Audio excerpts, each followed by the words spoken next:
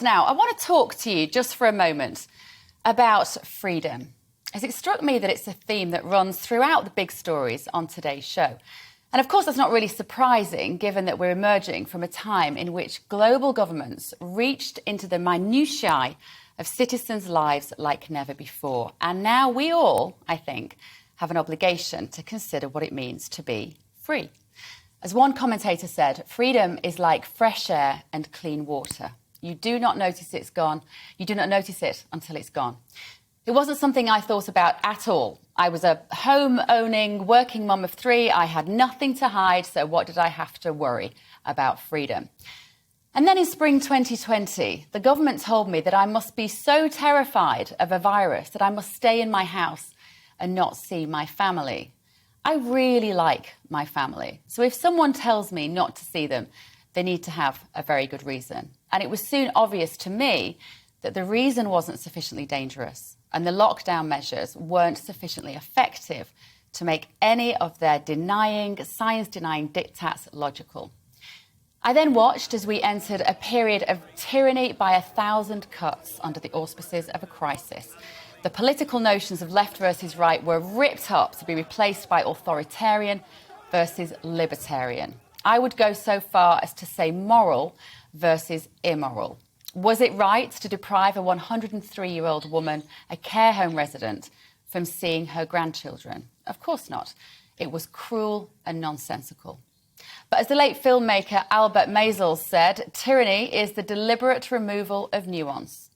We had a parliament with a completely flaccid opposition, a cosy media happy to look the other way whilst governments greased their palms with £300 million of advertising budget, filling prime-time pockets whilst some commercial brands were literally unable to sell their wares, never mind advertise them.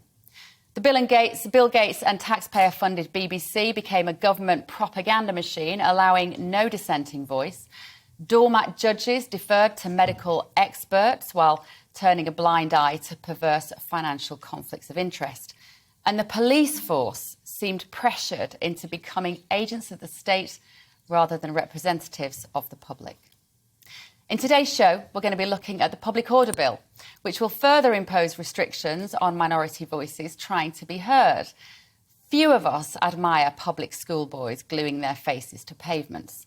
But are we in danger of surrendering our freedom to protest, another right that you never think you will need until one day you find that you do? And do you understand what the World Health Organization treaty actually means? Well, I'll be digging into that too.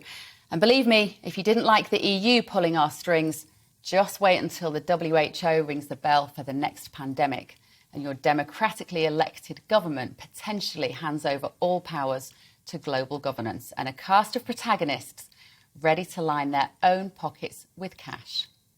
If you like freedom, it really is the stuff of nightmares.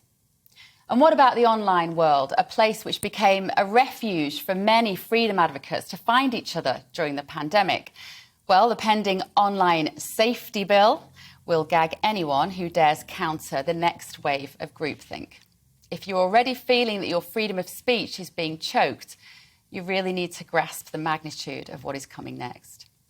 And then we've got F1 hero Lewis Hamilton, defending his freedom to face the danger of keeping in his nose stud whilst hurtling around a track at 200 miles an hour.